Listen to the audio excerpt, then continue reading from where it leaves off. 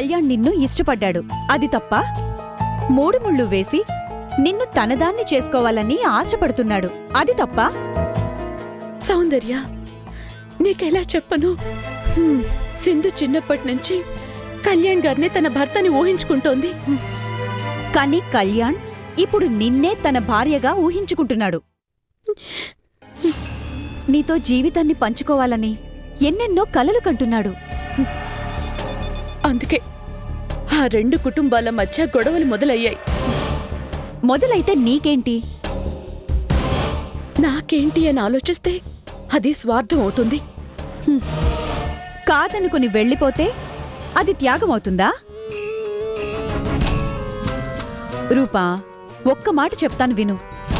ఏ మనిషికైనా అదృష్టం అనేది జీవితంలో ఒకేసారి తలుపు తడుతుంది. అలాంటి అదృష్టం ఇప్పుడు కళ్యాణ్ రూపంలో నిన్ను కోరుకుంటోంది. కాదని కాలదన్నుకుంటే ఆ తర్వాత నువ్వే బాధపడాల్సొస్తుంది.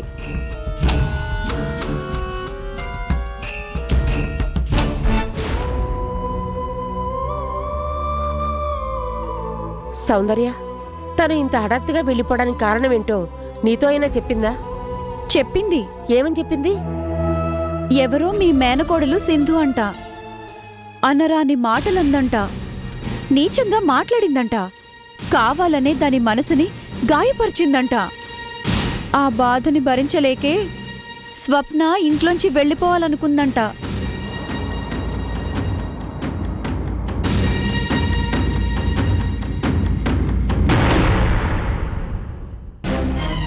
వస్తోందిగా చుప్పరతి మొహన్ని ఇవాళ అటో ఇటో తేల్చి పారేస్తాను.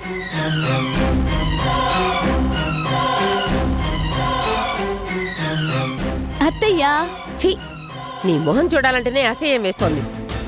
అత్తయ్యా, అంత కాని పని నేనేం చేశాను? ఏం చేశావో నీకు తెలీదా? సింధు, నీ కుళ్ళు బుద్ధితో స్వప్నని అనరాని మాటలంటే తట్టుకోలేక ఇంట్లోంచి వెళ్ళిపోతుందనుకున్నావు కదూ, అది ఈ జన్మలో జరగదు. అత్తయ్యా, ఇదంతా ఎవరు చెప్పారు? ఎవరు చెప్తే ఏంటే, నాకు నీ కపట నాటకాల గురించి మొత్తం తెలిసిపోయింది. అత్తయ్యా, నేను చెప్పేది విను. నువ్వు చెప్పడం కాదే, ఇవాళ నేను చెప్తున్నాను, నువ్విను. వినడమే కాదు, వెళ్ళి నీ బాబుకు కూడా చెప్పుకో. స్వప్న నాకు కాబోయే కోడలు, కళ్యాణ్కి కాబోయే భార్య. ఇంకోసారి నా కోడలు జోలికి నువ్వే కాదు, ఇంకెవరొచ్చినా సరే ప్రాణాలు తీస్తా. వెళ్ళు.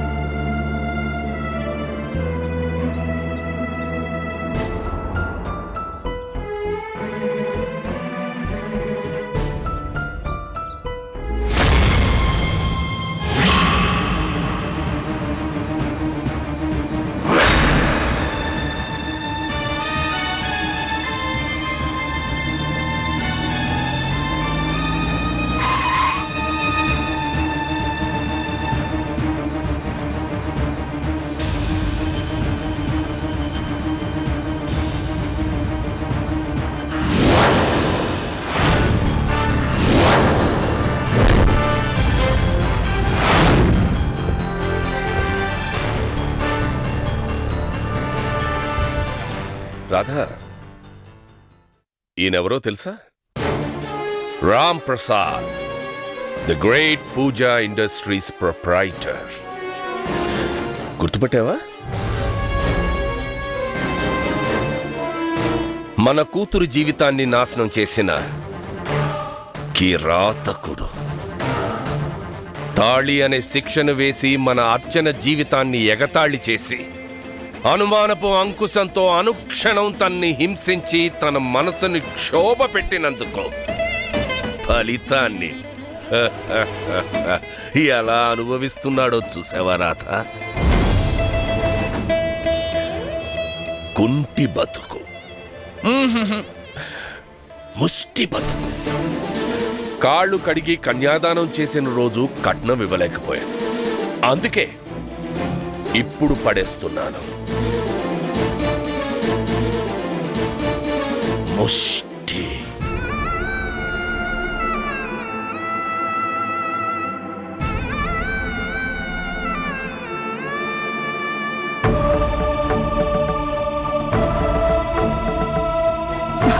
అయ్యో, ఏంటండి మీరు చేస్తున్న పని? ఎంతైనా అతను మన కూతురు మెడలో తాళి కట్టిన మొగుడు అని అంటావు. కాడు. భార్యని అర్ధరాత్రి పూట గడప దాటించిన వాణ్ణి మొగుడు అనరు, యమ్ముడు అని అంటారు. రాంప్రసాద్, ఈ లోకంలో పాపాలు చేసిన వాడికి ఆ లోకంలో అంటే నరకంలో యమధర్మరాజు శిక్షిస్తాడంటారు. కానీ నా కూతురికి నువ్వు చేసిన ద్రోహానికి ఇక్కడ ఈ లోకంలో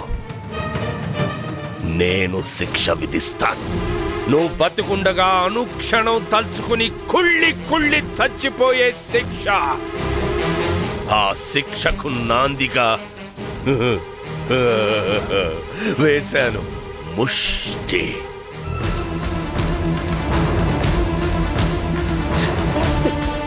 ఏమండి? ఇది ఆరంభం మాత్రమే. నిన్న నీకు ఉద్యోగం లేకుండా చేశాను, నేడు నిన్ను ముష్టివాణ్ణి చేశాను. రేపు నడి రోడ్డు మీద నువ్వు అడుక్కు తినేలా చేస్తాను. అడుగడుగునా నీ అవకాశాలకి నేను అడ్డుపడతాను. ముందు ముందు నీ జీవితాన్ని నరకంగా చేస్తాను. ఏమండి? తప్పండి. తప్పు కాదు రాధా, ఇదే ఒప్పు.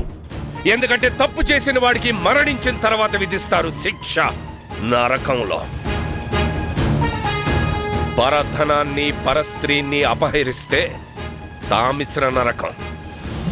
ప్రాణుల్ని నిర్దాక్షిణంగా వేటాడితే రౌరవ నరకం. కన్నవాళ్లకి ద్రోహం చేస్తే కాలసూత్ర నరకం. నిరపరాధుల్ని దండిస్తే శూలప్రోత నరకం. ధనమదాంధుడై కట్టుకున్న దాన్ని కాల్చుకు తింటే సూచీముఖ నరకం. అంటే గుండు సూదులతో నిలువెల్లా గుచ్చి గుచ్చి గుచ్చి చంపడం. నేను మనిషిని కాబట్టి, ఈ చేతులతో నిన్ను హత్య చేయడం పాపం కాబట్టి నీలో ఉన్న రాక్షసుడికి విధించాను ముష్టి శిక్ష. అది సూచీముఖ నరకం కంటే చాలా పెద్ద శిక్ష. ఇప్పుడు నేను విసిరిపారిస్తేనే రూపాయి బిళ్ళ. దాన్ని చూసినప్పుడల్లా నువ్వు చేసిన పాపాలు నీకు గుర్తు రావాలి. నా కూతురు కార్చిన ఒక్కొక్క కన్నీటి బొట్టు నీకు గుర్తు రావాలి. రోజులు గడిచే కొద్దీ నేను ఎందుకురా బతుకుతున్నాను భగవంతుడా అని నీలో నువ్వు కృంగి కుసించి నశించిపోవాలి. అదే అదే అదే సూచీముఖ న్యాయం. అన్యాయం అయిపోయిన ఒక ఆడపిల్ల తండ్రిగా నేను కోరుకుంటున్నది కూడా అదే. పదరాధా.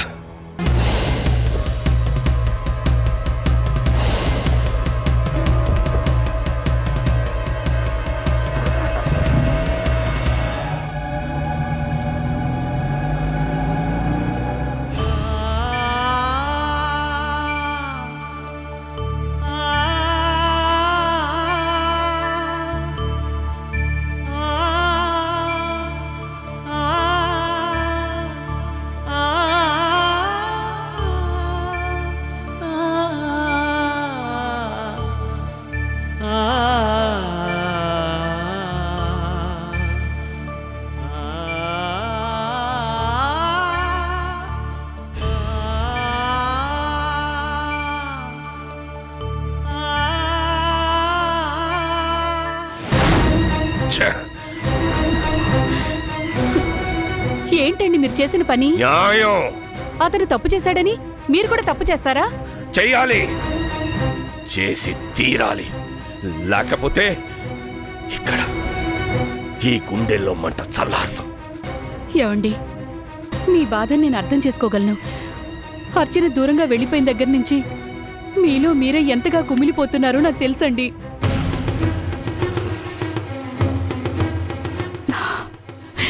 దానికన్నా తల్లిగా నేను ఎంత క్షోభను అనుభవిస్తున్నానో మీకు తెలుసు.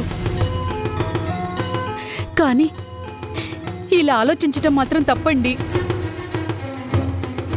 ఎదుటి మనిషి నాశనాన్ని కోరుకునేంత పగని ద్వేషాన్ని పెంచుకుంటే మనల్ని ఆ భగవంతుడు కూడా క్షమించడండి.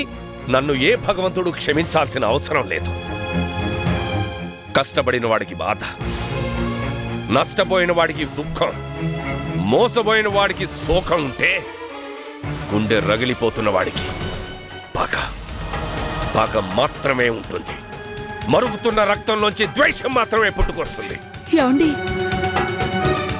నేను చేసింది తప్పైతే చెప్పమను రాధా. మన అర్చన్ని ఏం చేశాడో చెప్పమను. చెప్పడు. ఎన్ని తిట్లు తిట్టినా నోరు విప్పి ఒక్క మాట మాట్లాడు. ఎందుకో తెలుసా? ఆ రాత్రి వాళ్ళిద్దరి మధ్య ఏదో జరిగింది. అదేమిటో వాడికి తెలుసు. అందుకే భయం. నోరు విప్పితే ఎక్కడ నిజం బయటపడుతుందో అన్న భయం. ఏమండి, ఇప్పుడు ఆ నిజం ఏదైతే మాత్రం ఏంటి? కారణం ఏదైనా కన్న బిడ్డ దూరం అయిపోయింది. దాని బతుకు అన్యాయం అయిపోయింది. అందుకే రాధా, నాలో ఈ ఆవేశం, పగ, ప్రతీకారం. ఏమండి, అవును రాధా, ఒక కలుపు మొక్కని వదిలేస్తే వందలాది కలుపు మొక్కలు పుట్టుకొస్తాయి.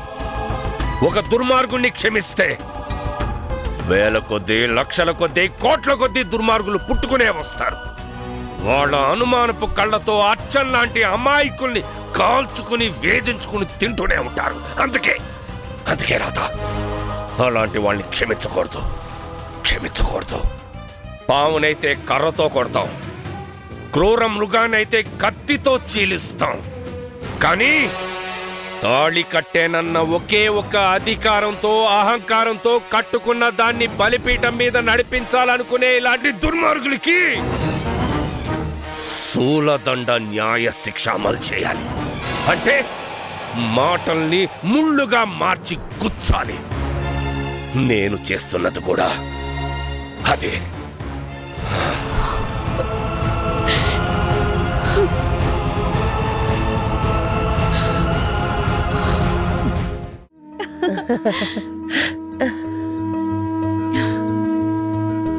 ఆంటీ, ఇక మీరు నిశ్చింతగా ఉండండి. అంతా మీరనుకున్నట్టుగానే జరుగుతుంది.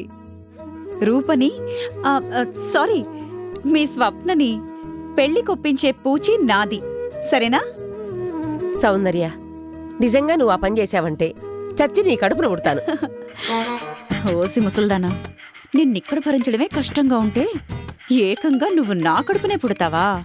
అంత అదృష్టం నాకెందుకు కానీ, పెళ్లి చేశాక నీ ముద్దుల కోడలు అర్చన దాని కడుపులో పుడుదు గాని. ఏమ్మా మాట్లాడవే? అబ్బే, మాట్లాడటానికేముంది, అంతకంటేనా? అబ్బా సౌందర్య, నిజంగా నువ్వెంత మంచిదానివమ్మా.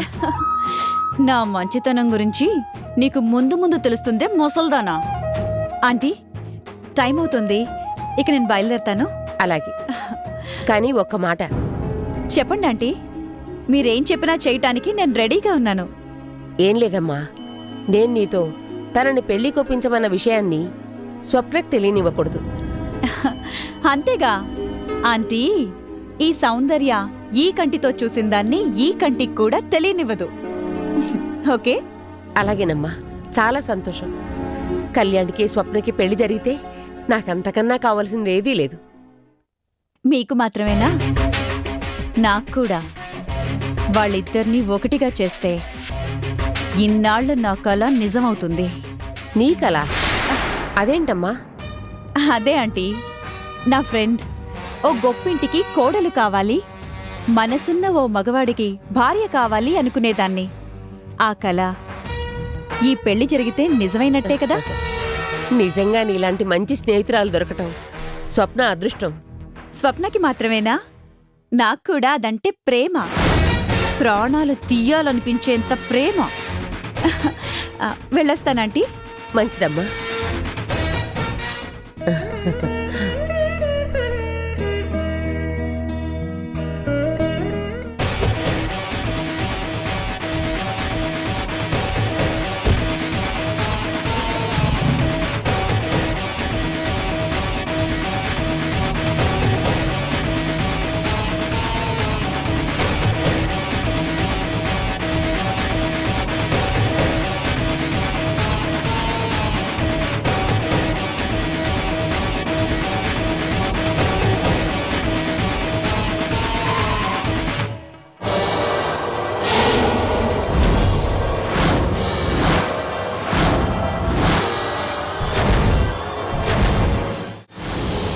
సౌందర్య, మా బావింట్లో నీకేం పని?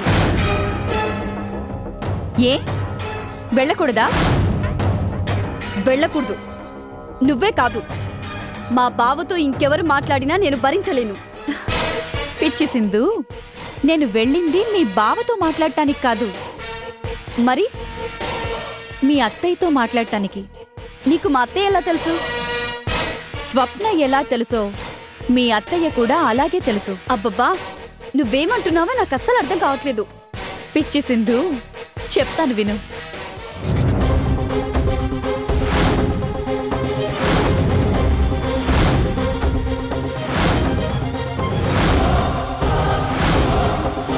సో అదన్నమాట సంగతి. ఇప్పుడు స్వప్న పేరు స్వప్న కాదు, రూప. దాని గతంలో ఉన్న ఒకే ఒక్క ఫ్రెండ్ని, దాని గురించి మొత్తం తెలిసిన దాన్ని నేనే. ఈ కట్టుకథని చెప్పే స్వప్నని బోల్తా కొట్టించాను. మీ అత్తయ్యని బావని ఈజీగా నమ్మించాను. అందువల్ల మనకేంటి లాభం? ఉంది, లాభం ఉంది సింధు. కోటలో పాగా వేస్తేనే కదా రహస్యాల్ని తెలుసుకోగలిగేది, శత్రువుల్ని మట్టు పెట్టగలిగేది. ఈ డొంక తిరుగుడంతా ఎందుకు సౌందర్య? ఏదో ఒక ప్లాన్ వేసి ఆ స్వప్నని మా అత్తయ్య చేత ఇంట్లోంచి బయటికి గెంటించేస్తే చాలు కదా. చాలదు, చాలదు. ఎందుకంటే ఇష్టపడ్డ ఆడదాని కోసం మగాడు ఏదైనా చేస్తాడు. అవసరమైతే కన్నవాళ్లని కూడా ఎదిరిస్తాడు. స్వప్నని ఇంట్లోంచి బయటికి వెళ్ళగొట్టేస్తే మీ బావ పంతం పట్టి ఎక్కడున్నా స్వప్నని మళ్ళీ తనింటికే తెచ్చుకుంటాడు. మీ అత్తయ్య కాదన్నా కూడా నాకు స్వప్నే కావాలి అని ఎదిరించి మరీ పెళ్లి చేసుకుంటాడు. సౌందర్య, అందుకే నమ్మించి గొంతు కోయాలనే ఈ నాటకాన్ని మొదలుపెట్టాను. అంటే ఇప్పుడేం చేయబోతున్నావు? పెళ్ళి. స్వప్నకి కళ్యాణ్కి పెళ్ళి. సౌందర్య, టెన్షన్ పడకు డార్లింగ్. స్వప్నకి కళ్యాణ్కి పెళ్ళి అన్నాను కానీ ఆ పెళ్ళి జరుగుతుంది అనలేదు కదా. అంటే అవును, వాళ్ల పెళ్లికి నేనే పెళ్లి పెద్దనవుతాను. అందర్నీ నమ్మిస్తూ పెళ్లిపీటల దాకా తీసుకెళ్తాను. అప్పుడు పెళ్లి కూతురుగా కళ్యాణ తిలకంతో, నుదుటన బాసికంతో, 2 చేతుల మధ్య కొబ్బరి బొండాన్ని పట్టుకొని పచ్చటి పెళ్లి పందిట్లోకి నడుస్తూ వస్తున్న దాన్ని గురించి ఒక భయంకరమైన రహస్యాన్ని అందరి ముందు బద్దలగొడతాను. దాని బతుకుని బ్లాస్ట్ చేస్తాను. కోడల్ని చేసుకోవాలని ఆశపడుతున్న మీ అత్తయ్య చేతే దాన్ని చీకొట్టిస్తాను. ఎప్పుడెప్పుడు తాళి కడదామా అని ఆరాట పడుతున్న మీ బావ చేతే దాన్ని అసహ్యంగా తిట్టించి గెటౌట్ అనేలా చేస్తాను.